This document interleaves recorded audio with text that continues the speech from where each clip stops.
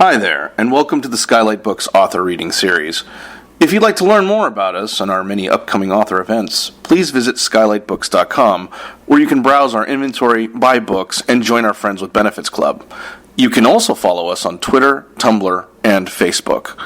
To speak to a real live bookseller like me, please call 323-660-1175. Thanks for your support, and enjoy. Which brings us to tonight's event, which we are thrilled to be hosting, and not just because tonight's author is my mom. Deborah Reed's latest novel, The Days When Birds Come Back, is a study in contrasts, haunting while mesmerizing, visceral yet lyrical.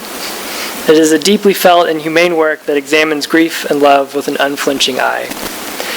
Carolyn Levitt called it blindingly beautiful, and Christy Coulter called it as misty and heart-stopping as the Oregon coast, and one of the most complex and relatable portraits of a recovering alcoholic in memory.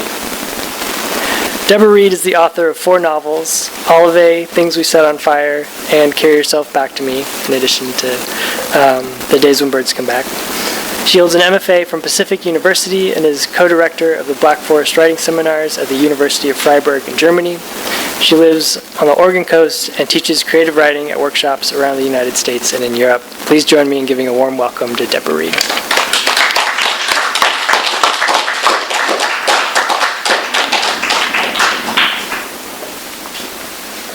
That is just so surreal. I can't.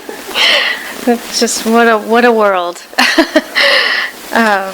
Thank you, Dylan, and thank you all for coming. This is a really sweet evening for me, and not just because my 2 children are here. It's just so great to see you all and to be back here again, and to share this book with you that I wrote as soon as I moved away from here. So it kind of encapsulates my life since I lived here. So I'm going to read a bit, and then feel free to ask me questions. I'm not going to start with the first chapter because it's a bit long, and the novel has 2 main characters, June and Jameson. So I'm going to just give you a little bit of what happens in the first chapter, and I'm going to read chapters 2 and 3. That way you'll get a June chapter and a Jameson chapter. So in the opening chapter, we learn that June she's just returned from living in Ireland for 12 years, and she was married to an Irishman, and she's now divorced. She's also a recovering alcoholic, and she has been sober for 30 days. She grew up on the coast of Oregon, between these 2 houses, side by side, Sears Kit homes that her grandfather built. And we learn that her grandparents have since passed away, and she needs to renovate the bigger house, the bungalow, to sell. And she gets the name of a contractor, but every time she calls him and he answers, it's a landline, she hangs up. She can't bring herself to actually go through with fixing the house up and selling it. And she lives in the cottage next door, where she lived with her father until he committed suicide when she was 7 by walking out of the cottage into the bungalow, out the front door, and over the cliff. They live on an old logging road into the Pacific Ocean. Before he committed suicide, he left her this camping blanket at the foot of her bed, and that figures into the story as we go. So when the story opens, she's laying in her backyard, topless, sunning, and her property, the property is surrounded. It's okay, Victoria, come on. He's right here. The property is it's a lot of very rural acres, and so there's nobody around, but behind the property there's a row of trees, and beyond that is a golf course, and that factors into the story too. So nobody can really see her as she's laying out there. Okay, what else? She's before she left Ireland, she packed up a few boxes of her things, and they've since been lost as they were shipped to her. So she's still waiting for all of these things to show up. And her ex-husband's name is Niall. And we learn at the very end of that first chapter that for the first time in a year, he has called her. So I'm going to start with chapter 2, and this is a Jameson chapter, and he lives in Eastern Oregon, but he travels to do this work like a migrant worker. Evening arrived on their high desert acres in Eastern Oregon without a chance for Jameson and Sarah Ann Winters to settle into lamplight, have a meal, and watch the news. At first they'd held off preparing dinner, thinking the boy would wake at any moment, but 3 hours passed and he was still face down on the sofa where he'd cried himself to sleep. He hadn't had lunch or been cleaned up in any way. His feet, hands, and face were smeared red and black from tripping in the strawberry patch at the side of the house after he'd hit the ground running. He'd sat in the damp soil and cried while bees floated near his sweaty face and hair. He dug his heel into the patch and shrieked when Jameson tried to come near. Their confidence was slipping. Soon it would be bedtime. Should they carry him to his room in this shape and tuck him in for the night? He clearly needed rest, they said, gazing from the living room doorway. The poor boy, they said. On this, they solidly agreed. His 16-year-old mother, Melinda, had been shooting heroin in a convenience store bathroom at the start of her labor, and the clerk, an 18-year-old boy who graduated from the same high school Melinda had dropped out of, tired of waiting for her to come out and busted in. Then he tired of waiting on an ambulance and locked the glass entry doors and drove Melinda 14 miles to the ER. She named her baby Ernest because the boy had a book by Ernest Hemingway on the dashboard of his car, and she held it in her hand as he drove and was holding it still when the nurses wheeled her in. She called the baby Ernie, like a stuffed toy one could leave on a bed for days. Now he was 2, and for the past 12 months he'd been in foster care with Jameson and Sarah Ann. After all this time, they should have a feel for what to do. After all this time, they shouldn't have days like they had today. Not true, Sarah Ann said. She called that wishful thinking, said no one was going to be served by that, and could Jameson please pass her the broom? A short while earlier, Jameson had imagined fever in the boy's bright cheeks while he slept, but his forehead felt cool and moist and soft. The child was simply worn out, and his face, coated with the sticky sheen of dried tears, held a beauty that occupied Jameson, a strange blessing that had stalled him, crouched and staring at the small mouth and swollen eyelids and the tiny spiral of his ear. Maybe the smell of hash browns will wake him, Sarah Ann had whispered, and Jameson tilted his head as if listening for some other voice, but he took the hint. Hash browns were a household favorite, and dinner needed to be made. It'll be ready in about 45 minutes, he said, walking past her, and it sounded as if he were giving her a hint, implying that she figured this thing out by the time he put food on the table. And then he guessed that was what he meant, but wished he hadn't meant it, so he stepped back and kissed her on the cheek to soften what he'd said and how he'd said it, but he could see she knew all about that kiss and barely raised her face to meet his lips. When he began cooking up their breakfast for dinner, he no longer cared for the idea and was pretty sure Sarah Ann didn't either. They'd received another crank call this morning on the kitchen phone. People who knew them didn't call that phone, and of course they wouldn't hang up if they did. Jameson's best guess was Melinda. Maybe she was trying to scare them. Maybe she had something to say but kept losing her nerve. This morning Sarah Ann heard breathing on the line. Shadows had sloped across the cabinets and oven where earlier in the evening Jameson had leaned into his hip. The crooked feel of his bones, especially his left leg, added to the distraction. He'd been lost in thought with a cold egg in his hand, the desert air drifting through the screen and chilling the back of his neck. If the boy was dreaming, what might those dreams turn out to be? Maybe that first year of his life had vanished from memory. Maybe it continued to haunt him in his sleep. Jameson knew how the past could rise up inside the walls of a dream and fill the body with an urgent confusion, with all the markings of a real and merciless now. How could a child be expected to understand that what he saw wasn't happening again, when a grown man with logic and defenses could be jerked from his sleep by his own screams?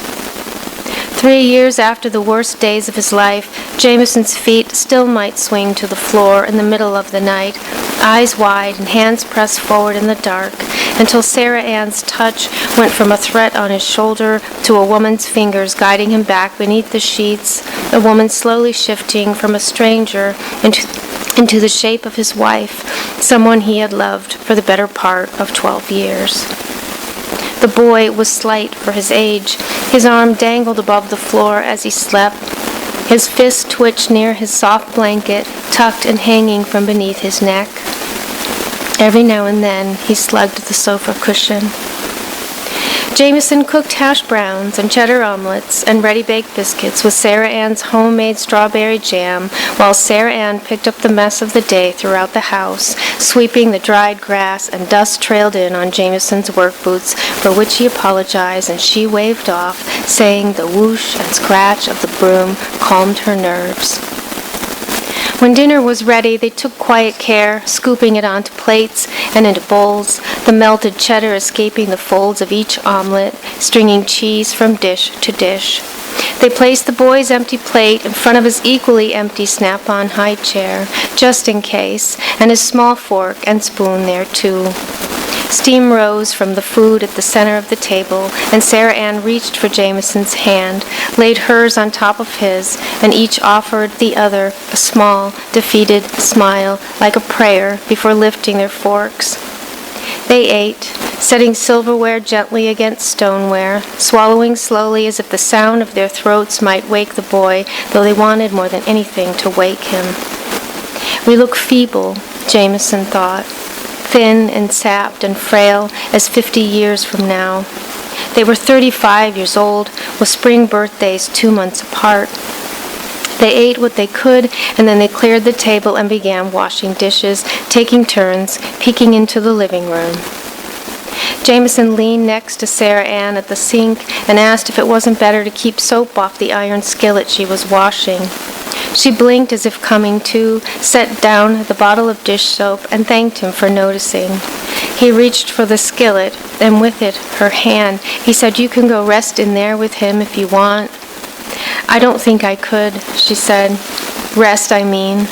She slid her fingers from beneath his. "But you can wash the skillet if you want."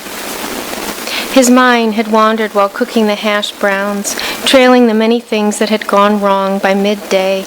He'd stared at the woolly sunflowers across the meadow, the sway of yellow petals still bright in the dusk, while thin strings of potato burned along the edge of the skillet, encrusted so deeply it appeared to have been soldered to the iron. Now he was scouring with the arm of a man capable of rebuilding a house, and still the black scabs remained.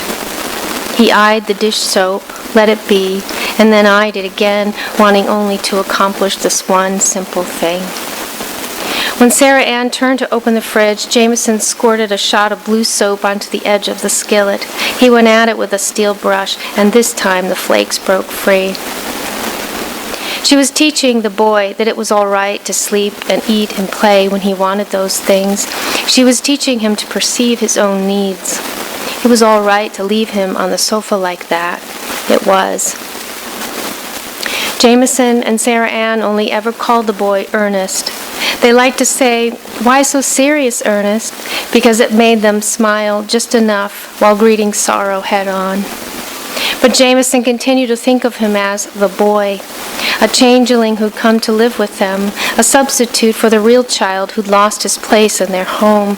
This boy could sleep for long hours in the daytime. This boy's deeply red mouth was often puckered in quiet, like an old man gathering answers from the corners of his mind. This boy was unnaturally angelic, round-faced, with immense brown eyes. This boy was slightly lovelier in looks than Jameson's own children had been, and he hated himself for thinking such things.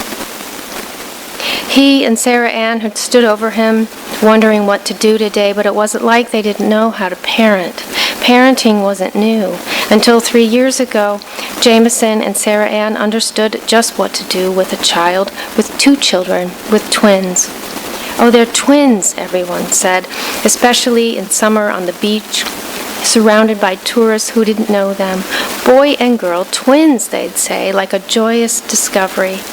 For the entirety of their short lives, 7 years to be exact, Piper and Nate had remained polite about being on curious display. They were courteous when told how identically they resembled each other, said thank you and smiled as if they'd never heard it before, grinned as if it were a compliment, and in truth it was. There were times when it had pained Jameson to see the love the twins had for each other. To look directly at it was like looking into a fiercely bright light not meant for the eyes. The soft sound of their voices in the next room, the giggling they sparked in each other, was like listening to a beautiful piece of music with the volume turned way too high. That undercurrent of blazing affection was not of this world, and he could never say this to anyone, especially not now. Certainly, he could never say this to Sarah Ann. Chapter 3. June's cutoffs were short, very short, practically underwear, the only strip of clothing that marked her skin when she woke 20 minutes later in the sun. She peeled back the waistband to see the burnished tan line across her belly. She was becoming browner by the day. "What if I was wrong?" Niall had asked on the phone last week. June almost didn't answer when she saw who was calling. "And what if you were wrong too?" he said.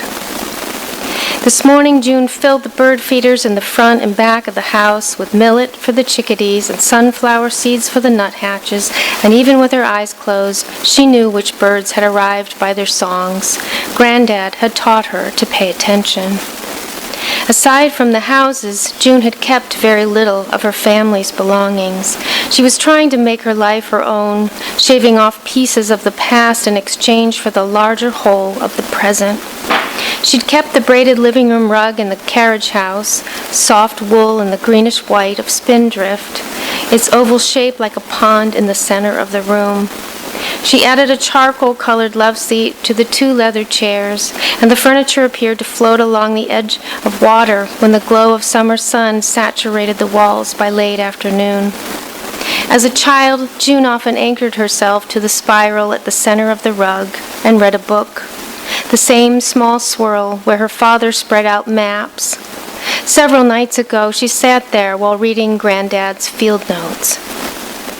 30 elk arrived today and took refuge in the post office parking lot, causing a stir for the locals and their dogs. The bluebells rose to the sun on this 3rd day in March 1971, a glory that has lightened the mood.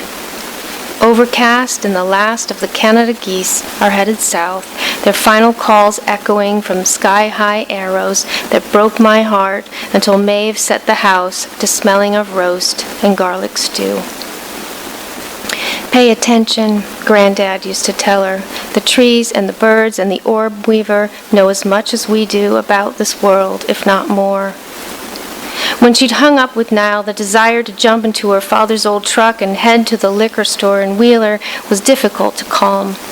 Reading Granddad's notes had only made it worse. She could practically hear her grandparents' slancha and see their tumblers of beautiful brown whiskey on the porch during long summer evenings and by the fire during the winter when the sun set early and the days were unbearably short. "I'm sober," June had said to Niall, "nearly a month. What do you make of that?" "That's grand, June. You sound wonderful. Are you happy? You sound quite happy." June opened her eyes to the yard, shielded the sun with her hand as the sudden, frenetic flood of golden-crowned kinglets rushed in like small leaves scattering through the Douglas fir. It was that time of day, the air filling with their thin, boisterous song as they picked the cones clean. June's father had mastered their cheeps, calling them into the yard within a foot of June if she and her father remained still. Tiny bright crowns lifted off their heads like flames. Whether the song imitated calls for mating or declared a territorial war, June couldn't remember or perhaps had never known. The goal of every living thing is to stay alive, her father once said. Her grandparents spoke Irish when they were alone, and their melodic voices sifting from the next room caused a knot in June's chest, something felt but not understood, at least not then, not until 12 years ago when she decided to study Irish literature in Ireland, met Niall, became a writer, and made a life for herself in the very county her grandparents left behind so long ago. All those details in Granddad's little books, an example of what it was to be a pupil of life itself, devoted to making sense of the world, and beyond making sense, to no purpose at all, except to sit with the wonder of it. Write it down, he used to tell her, then you'll know what it means. The camp blanket was one of the first things June unpacked from the airtight cellar that Granddad built to the right of the carriage house's back door. The blanket was of 1960s vintage with a fleecy pattern of pink, green, and orange diamonds on one side, a solid canvas green on the other. And if June had to choose what she loved most about the things she'd kept, she'd say the blanket.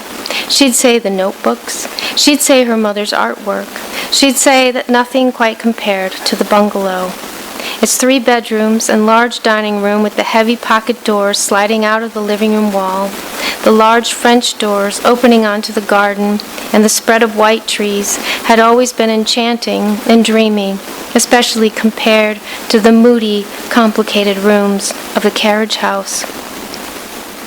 A week before her father died, a flurry of life took over the carriage house, a chaos of cleaning and making plans. Her father purchased a Polaroid camera for June and took her on the only trip they would ever take from their map of circles, though it ended the second day in the high desert when her father began speaking to her with eyes closed while driving. The truck lurched into a ditch and the axle snapped in two. June's top front baby teeth, already loose, were knocked out when her mouth collided with the dash. Granddad and Grandmam arrived hours later and got the truck fixed. They wrapped June in the camp blanket and everyone was quiet, speaking only of the axle, nothing of the cash Granddad handed to the tow driver and mechanic, nothing of June's bloody lip and missing teeth. On the way home, June rode with Granddad in his truck. Grandmam drove her father behind them in his, and June glimpsed their dulled faces in the side mirror when the light was right. They didn't appear to speak at all in the hours it took to get home. Up front with Granddad, the conversation ranged from desert rabbits and birds of prey to the way Americans cut their food with the side of their fork. Granddad lisped his brogue in a show of solidarity with June's missing teeth, and June laughed against the golden sunset, her Polaroid beside her, while eating cup after cup of vanilla pudding from the shop and go, where they'd filled both trucks with gas. It helped to think about other things. The bungalow was twice the size of the carriage house and severely neglected, the life eaten out of it during its abandonment, though it could have been much worse if Grandmam and Granddad hadn't taken such excellent care of it for decades. They'd taken care of everything, including each other, until the last moments of their lives. June had entered the bungalow twice now, once to make sure the windows were closed, once to open them again. She disrupted the moths, caught her hair in the orb weaver's web, swiped dead houseflies from the windowsills as the windows went up and again when they came down. She stood face to face with a chipmunk on the kitchen counter who looked at her and flicked its tail in a gesture of defiance. "I am 1,000 times your size, little man," June said, sounding like Grandmam. The tiny creature scurried down the cupboard and along the baseboard into the living room. "Enjoy the run of the place," June said. "You'll be thrown from the manor soon enough." "You'll be dead in a year if you don't stop drinking," her doctor had told her 2 years ago, but that wasn't enough. If the goal of every living thing was to stay alive, it had seemed that June was no longer a living thing. Some part of her had undergone a dull demise, and it took her sideswiping a child on his bicycle with her car a year later in the middle of an afternoon in County Carlow to shake June back to life.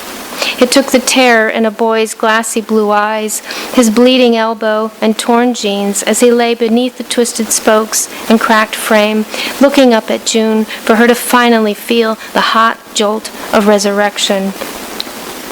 "I was in the lane," the boy said, shivering, stuffing back tears as she reached for him. "I didn't do anything wrong," he repeatedly told her, and June understood that when he got home he'd face a scolding for being careless and unworthy of the gift he'd been given by disciplined and long-suffering parents.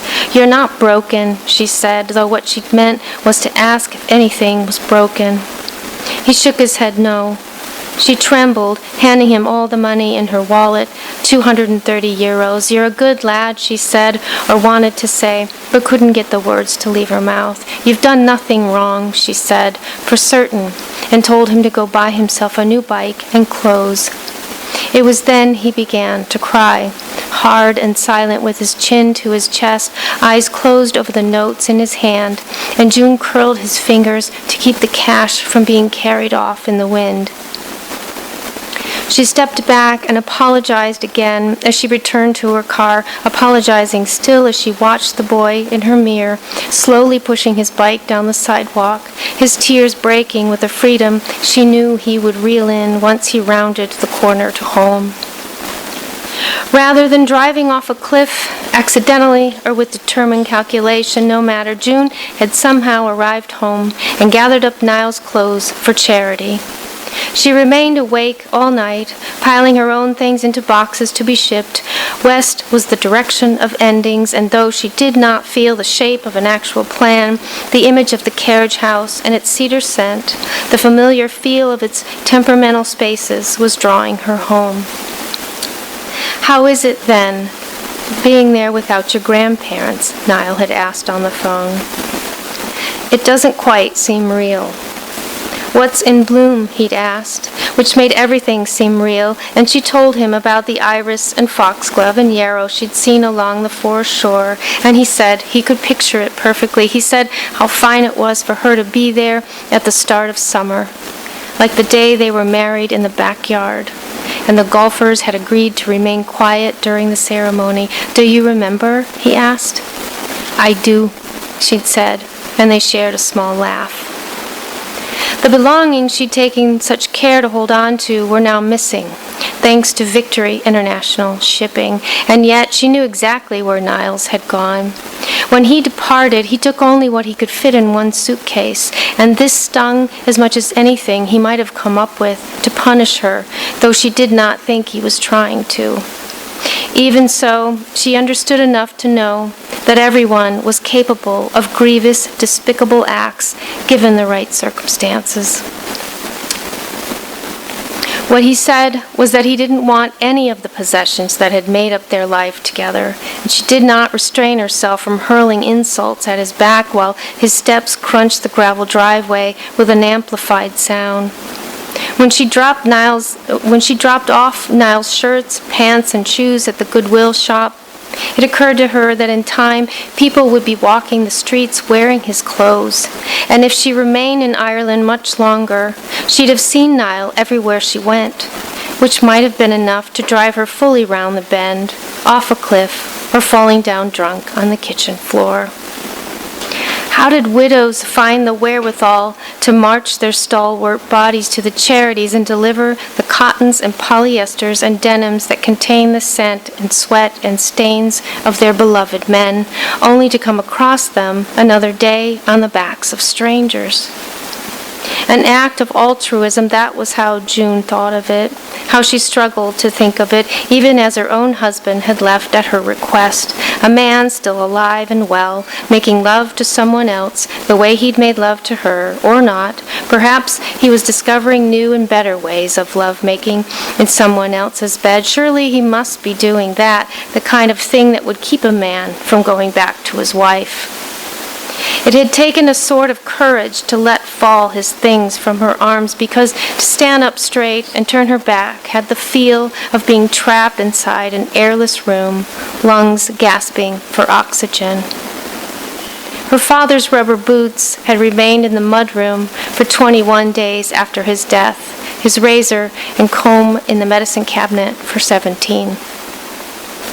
Niall spoke of belongings as possessions. He was the first to say that word choice was no accident. Possessions, as if these things had owned him, as if he'd been bewitched and bound to the place against his will. It was excruciating to hear when he said it, excruciating to recall his flat tone of voice, its quality of pure disdain. It took all she had to keep from shouting like a drunk that it didn't matter anyway because she knew she deserved to be left until she did shout and shout and shout and shout. It was confusing. June was confused. She had had 5 martinis in the course of the previous hour when things escalated. She threw her boot at his head on his way out the door and missed. She didn't say how relieved she was to see him go, but she was. When his car neared the road at the end of the drive, June shouted that she hoped he would live long enough to regret what he had done. She crouched as his taillights disappeared in the rain, wept quietly as vodka and bile rose in her throat. She remembered being on her hands and knees, then lying on the wet gravel, where she woke several hours later in the cold rain. She had woken late the following day on the sofa, her cheek still marked by the gravel, so deeply she could feel the grooves with her fingertips, feel a bruise there too. The same with her knees. After that, she passed out. When she woke the following morning, she did not realize what day it was until it began to get dark and she was trembling with fever. Vomit had dried on the front of her shirt. She glanced around, moving only her eyes, saw the lamp and books and a framed photo of herself and Niall knocked to the floor. The sofa cushions had been tossed wildly about, and she lay half-covered beneath them. She had done all of this in a fit of delirium, after not having had a drink in, 30, 40 hours? She'd risen very slowly, placed her feet gently on the floor. Her legs shook, all of her shook. Her tongue was glued to the roof of her mouth, and she was soaked through with sweat. She had wet herself. She had shat herself. The stench alone was enough to make her sick. She could not stop shaking. She lowered her body to the floor and crawled in the direction of the shower. Each movement seemed like that of a crippled cat, every step forced and calculated against the corresponding throb of agony. She finally made it to the liquor cabinet, where she sat on her knees and caught her breath. This was not the time to quit drinking, not like this. She couldn't do it this way even if she wanted to, so she leaned her head against the wall and swallowed straight from the bottle, breathing harder through her nose as the liquid drenched her throat, her hand shaking so badly she repeatedly missed her mouth, and the bottle slipped and vodka poured down her legs and into the cuts on her knees. She snatched it up with a tempered rage, her mind slowly rousing as the drink set her system back to its fragile stasis. By the time the bottle was empty, she recalled with perfect clarity that the last thing she had said to Niall, that thing about hoping he'd live to regret what he had done, was the very last thing June's father had said to her. Thanks.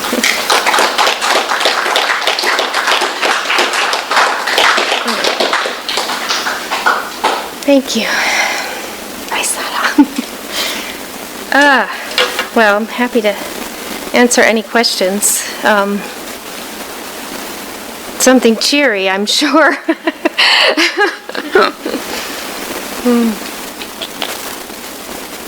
Yes, okay. So, having read your other novels and really admired and found the writing on a sentence level very beautiful and insightful and very clear.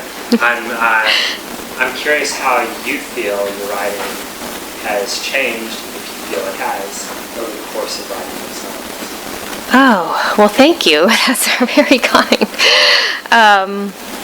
I feel like every novel is its own thing. It's its own living thing that requires different things of the writer. And this one in particular took a lot out of me.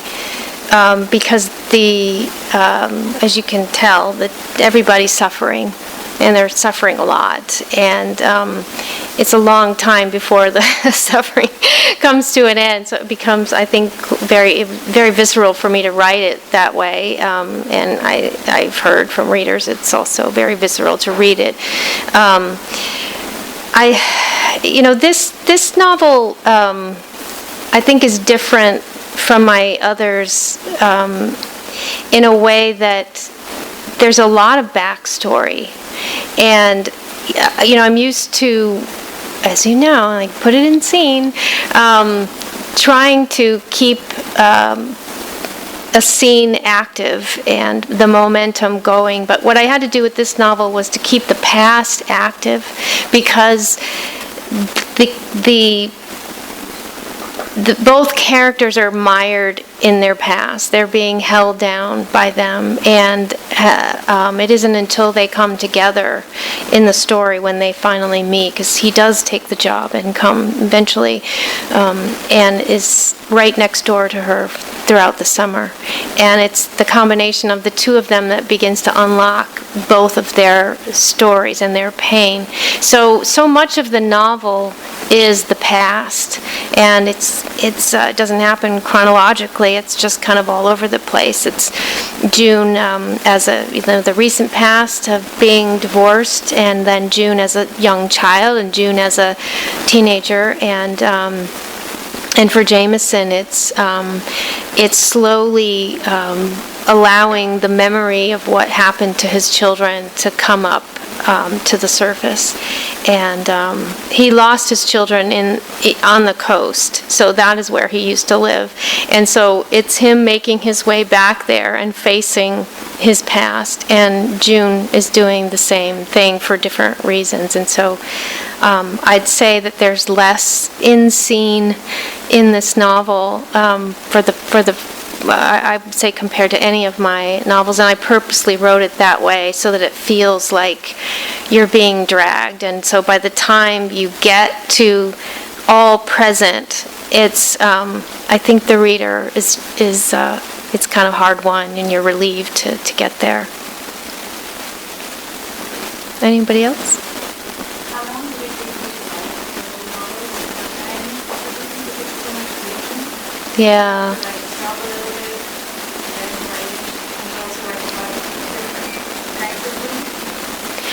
Well, it took me several years, and I was going through a lot of grief myself at the time, and it all got kind of funneled into this book. I had recently been divorced and moved back to Oregon, and for the first time in my life, I didn't have a child in the house. I mean, the first time in my adult life, like in 28 years, I was suddenly an empty nester. And so everything I knew that my life to be was suddenly just cut off and removed. And then I developed a lot of health problems that went on and on and on, and that were really debilitating. So that's part of why this novel was so hard won to get this work finished, because I was fighting against so many different things, and so for me it was sort of like I was living through different kinds of grief as I was giving this to my characters to deal with, and so it took several years to write, and it came in bits and pieces. I mean, I literally would have 3 hours in 1 week would be like all. I mean, I work a lot. I write long hours, and I couldn't do that with all of the vertigo and migraines that I was having. So I had to take the work whenever I could get it. And I mean, at one point I was even like closing an eye and trying to see through one eye at my computer because I was so determined to write. And really the book became the thing that kind of got me through that. I had these characters, and they had problems, and they needed help solving them. And so that's where I came in. I was sort of their caretaker for those years, and that helped tremendously. Anyone else?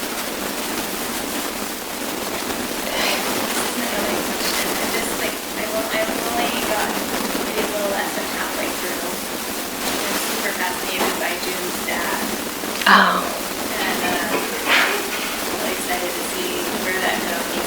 Maybe it doesn't go anywhere, I don't know, but just the way that he disappears. Yeah. And the little bits of history that he gives it are super exciting. Oh, good. I'm glad to hear that. Yeah, because I didn't really know until I was quite far along in the book why he committed suicide. I mean, I knew there were some mental health issues, which often go hand in hand with drinking and, so many other problems that people experience. But I didn't know in particular what his issues were. Or what was the triggering point? Why did he... It's funny because I knew that he said that line to her for some reason, but I didn't know why he said it. I mean, it's funny how novels and stories will come in pieces like that, but he said that line, I hope you live long enough to regret what you've done. And I thought, what on earth could a 7-year-old have done? And why did he do... But I just knew that was like part of the story. But yeah, he's. I'm really, really glad to hear that, because by the book's end, you do learn, hopefully, everything that you wanted to know about him, and the mother too. I didn't mention the mother's missing in the story, and you learn bit by bit what happened to her as well. But I think I was trying to mimic the way that we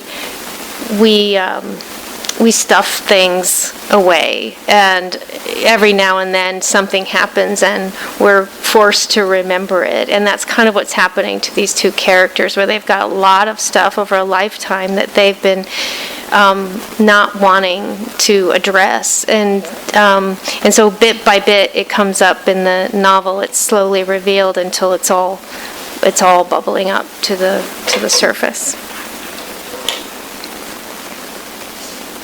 Anyone else? In the description of waking up after a drink, come by this place. Oh, well, you know my family. I grew up with some heavy drinkers. Alcoholics in varying stages of their alcoholism, and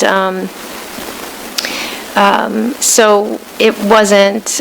It's not something that I have a problem with personally, but most everyone in the family where I came from does, and pretty severely. So I've seen things. Yeah.